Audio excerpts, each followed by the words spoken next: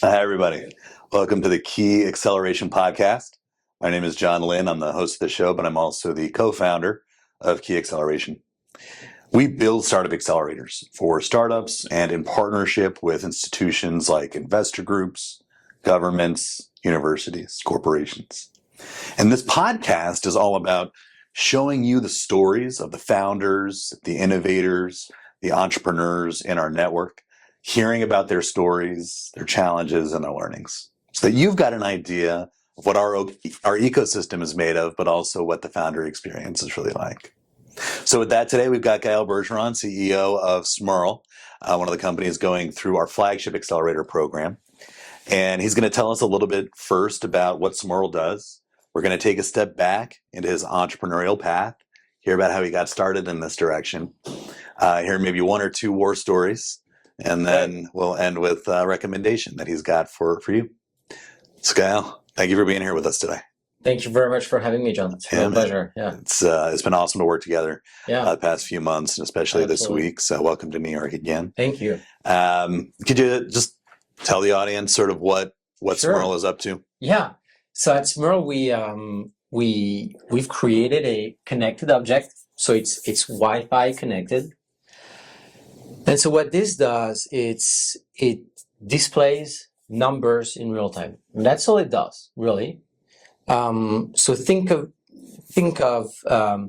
European train station schedule display in the early 20th century. So these work with mechanical flaps. So each time they update, they make a subtle noise, clack, clack, clack, clack. And so really what this does is by displaying the number in real time, whenever something changes in your business, whenever something changes in your organization, whenever the number evolves, it changes in real time. It's again Wi-Fi connected, so it all happens in real time, and it's an emotional way to see your business grow right in front of your eyes. It grows right in front of you. Usually, like when your business, when numbers change, when you get new clients, when you get a new lead, whatever metrics matters most to you, it's virtual. A lot of it happens in the background. It's plumbing, and so what this object does is it makes your business, it makes your numbers front and center. So your team is more energized. Everybody's on the same page. Again, it's an emotional way to see your business growing. Yeah. We've seen businesses use it in a few ways, whether it's social media followers or sales, or so many different ways that tech companies and other businesses, brick and mortars, use this to help create visibility into how the business is functioning.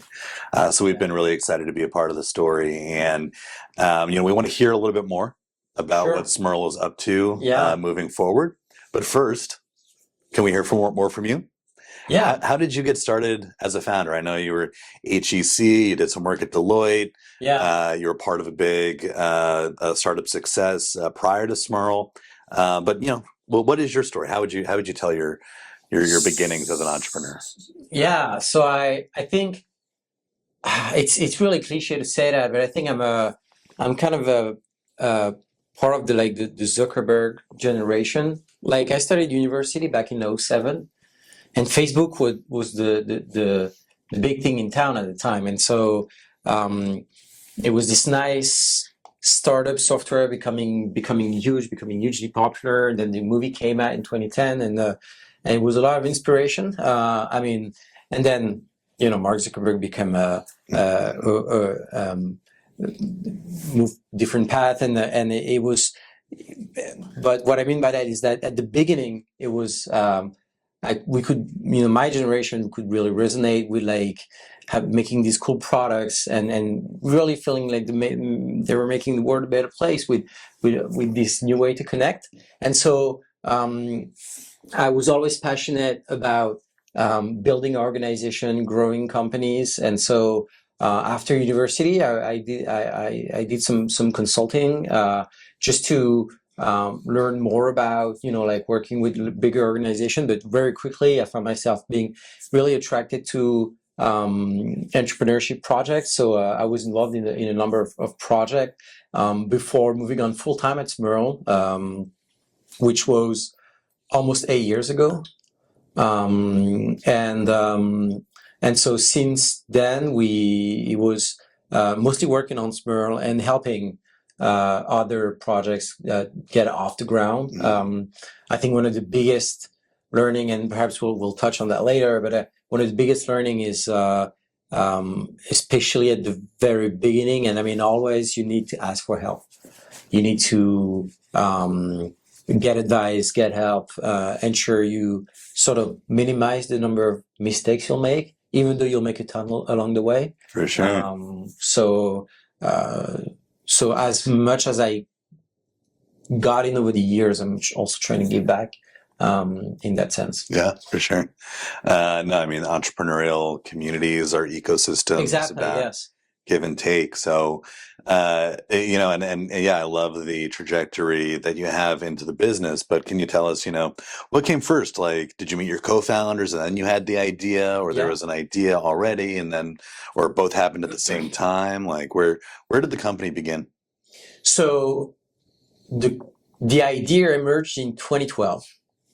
So that was a while ago. And he was my roommate back when we were in HEC in Montreal, at the business school in Montreal. My roommate, his name is Gautier Nadeau, who had the original idea for the counter. So he was doing an internship at an advertising agency. And one of their clients was, he was doing it in Europe. And in Europe, you have a big brand of car rental that's called Sixt. I think they're German. And so Sixt wanted to find a way to have as many people coming into their rental agencies follow the brand on social media. And so they wanted to maximize it was back in 2011, and all the brands wanted to grow faster on social media. And growing on social media, getting more likes, more follows was like the rage, was all the rage. And so the idea came up. My partner had the idea of having creating a way to display number of followers, and it would change in real time, and its interactivity would make the whole following the company online, following the brand online more interactive and more engaging, and activates that sort of reward. So anyway, that idea came up. He sort of pitched it to his colleagues back then, but he didn't. It was not, it was kind of weird, and he didn't catch on. And so he pitched the idea to me back in 2012, and I remember thinking, well, that certainly is a little weird. I mean, nothing existed of that sort at the time, and so it's like, yeah, I mean, why don't you get started on a prototype and see what it does? And I honestly did not, really believe in this when the first second, and so he got started on that, and the first prototype was super interesting, and it was an instant hit, and so they decided to launch the business, and I got involved very early. Again, also helping with the knowledge I had taken from consulting and work to structure the first business plan and talk to potential investors, and so really structure the business. Again, I was really passionate about building the foundation of our organization, the foundation of a startup, and so that's how it got started. And so it was launched in the summer of 2013, and then it took a couple of years for the industrialization to happen. So let's say you have an idea, you have a prototype, and then you want to be able to make it at scale, at a price, at a cost that's reasonable. And so that industrialization phase for hardware startups can take a really long time. So for us, it took almost 3 years before we were having our first containers of counters that we could actually sell. Seeing scale. Yeah. And so something I didn't mention, but really the first use case, the first thing we got started with was the Facebook like counter. So I mean that version, this one is a Shopify. We can print out any logo on the wood. So it could be your key logo, displaying the number of startups you've helped over the years. It could be any logo. And we started with the Facebook one. So we had the thumb on it, and the flaps are blue. And then we also moved on to Instagram. Today is still one of our best sellers, the Instagram counter. So the Instagram, the Facebook is the use case we started with, and it's been hugely successful. And yeah, that's about it. Cool. Yeah, do I talk about our clients a little bit? Well, I want to spend a little bit more time, sort of on this sort of path to becoming the company you are. Okay. You are now. So now we're in a moment where there's a solid team. Yeah. There's a solid foundation for the company that Gael and the Romans have helped build out. Yeah.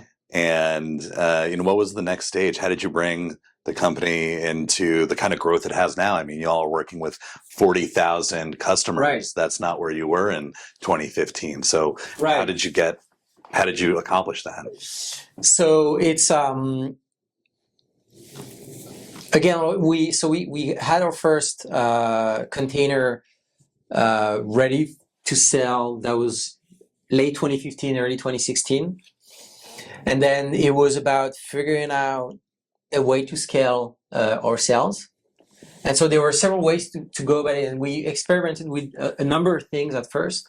And we obviously had very early on a salesperson, someone in charge of like the special orders. I mean, when we launched, we got a ton of inbound leads, so it was all about processing those leads. But we also realized that it wasn't the fastest way to scale. And so back then, it was still very early days. But one way to advertise products that were quickly catching on was Facebook ads. Yeah. Ads on Facebook. And so it quickly became one of the best ways to sell our product, especially because it was the Facebook brand and the Instagram brand. Mm-hmm. And so we were at least in France, we're one of the first brand to really scale to 7 figures selling on Facebook ads and Instagram ads. Now they're all meshed into Meta ads, but anyway. So we figured our main way to scale our main channel, which was Meta ads, and then we sort of developed the whole marketing playbook of being able to like iterate on ads, make content that engage online, and so that we can like explain to as many people as possible, but also to the right people, because we're a B2B object, so it's a very specific audience, and Facebook ads at the time was already fantastic to like address niche audience. So it's really interesting path to scale there, because it's like very product led. Like the product hasn't changed a lot, right? No. Like it is the same sort of powerful value add to all the different kinds of customers that have used it. And then the other half of it is this like really effective marketing strategy, having the right story to help people visualize where the product fits. And it's just such an interesting route to success. Yeah, I mean, the product hasn't changed much. We're working on new products that we should be releasing later this year, next year. But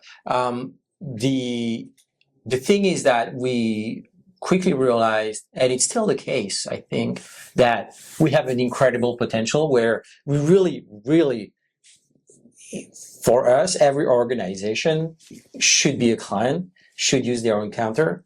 And so today I have with me the Shopify counter, and it's a great, to us, that was a major win. That was a major partnership. So what happened is, back in 2020, Shopify approached us, and at the time, their marketing leadership was looking for initiatives to make their brand seem younger and cooler. And so they thought that the Shopify counter, putting the Shopify brand on the counter, would be a great way to have an object that's Shopify branded that would live in their merchants' workspaces, warehouses, or offices.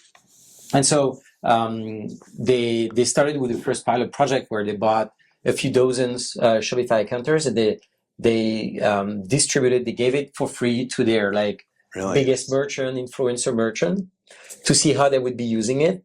And so their merchants loved it so much. Because again, like you have your counter, it's sitting in your office, and whenever you get a sale online, so again, something super virtual, super abstract, because you have someone somewhere buying one of your product, can be on the other side of the world. That counter will let you know in real time, and it will start rolling, start flipping to adjust to the number of sales you'll have generated this week, this month, this year. And so it was an incredible way to see your Shopify operation grow in real time. And so for Shopify, it was an insane way to have their brand have a subtle but emotional presence with your merchants. And so it makes their brand super engaging. And today, this product traction is insane. Like they're constantly out of stock, and it was a great win. Yeah, I mean, awesome combination of sort of like consumer product marketing with like enterprise partnership. Exactly. Yeah. It's very unique Exactly. Combination there, and it sounds like it's one of the bigger wins that that company has achieved, at least in the last few years. What's been one of the harder moments? What's been a moment that hasn't been so much of a win? No, for sure. No, after we got our first container, so once we had sort of achieved that industrialization phase, sales quickly caught on. Like we quickly grew, and so we had several years of hyper growth. And really, in retrospect, I realized that we did all the possible rookie mistakes of starting too many new initiatives, new projects. We've hired too much. We just wanted to, we thought we had a bit of a FOMO moment where we're like, okay, we have to make the most out of this, out of what's happening right now. And so we went at it in an unfocused way. It was a little chaotic, and so essentially we lost focus. We hired too much. We started too many new projects, and ultimately that was 2019, and we entered the COVID crisis in a weak position. And so the hard moment for us also was the COVID crisis, because those objects, they make sense in retail stores, bars, restaurants, offices, places that welcome traffic.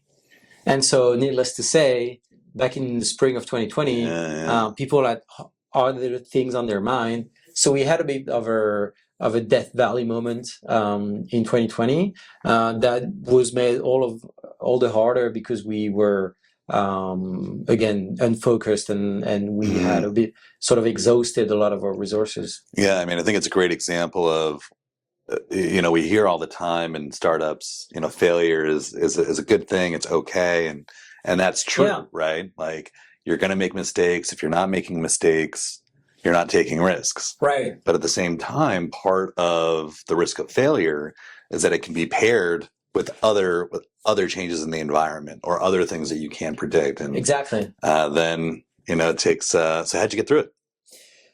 It's. I mean, again, when I think about it, it was really insane. So I was talking about asking for help, not being afraid to ask for help. So we got a government-backed loan at the time that was helping us going through surviving through the crisis. We put a lot of our teammates on furlough, which was something that was in place in European countries at the time.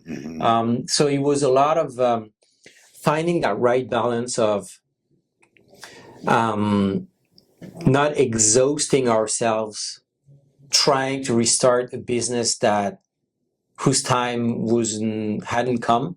It was just not the right time, but also keeping some key activities alive so that we didn't die, so that we could continue serving our clients, our current customer base keeping the existing products connected, and also being ready when the time was right for restarting the company. Yeah. Okay. Well, we're almost at the end of our time here. Right. This has been Yeah. really awesome to learn about, Gael. Thank you for sharing. And, kind of the spot that we like to end off is, what's one thing you feel like Gael 10 years ago knew in 2013, or that you would recommend that entrepreneurs watching think about as they enter the experience? So entrepreneurship it's an amazing journey. It has lots of ups and downs, and I think from the outside, we tend to see entrepreneurship. We tend to see only the steps that are exhilarating, the major wins, the fundraise, the product launches, all the exciting things. But the reality is that a lot of that stuff is boring. A lot of being an entrepreneur is being able to do boring stuff. And I think what's important is to embrace all the tasks that you have to do, no matter how lowly they are. And, especially the first years, you have to be able to convince investors, but at the end of the month, you have to dedicate half a day to getting your accounting right and ensuring your admin stuff is all set. Because if you don't, it can quickly become a mess. So and you're gonna fail a lot. So it's all about there'll be a lot of downtimes, and it's about also appreciating that and understanding that everything is part of the journey. And some of that stuff can be boring, but it's important to keep the big picture, to see very far ahead, to stick to your vision, and then it has a lot of sense to everything you do on a day-to-day basis. I mean, as an entrepreneur myself, I had never thought about it that way, but that's really powerful, because if you take a day on accounting and you're focusing on some of those details, that comes at the expense of looking very far forward. Right. And you've got to do work to then keep your eye out on the horizon as well. So that balance is really, really hard. It's really hard, yes. Yeah. Well, Gael, that's the key. Thank you very much. Thank you so much for having me. Super great to learn more about your path as an entrepreneur, and to hear more about the Smiirl story. Everyone, follow Smiirl online. We will include some details on the notes here, and stay in contact with Key Acceleration. We will have more stories about entrepreneurs in our network, and other mentors and founders as well. So thank you, and till next time.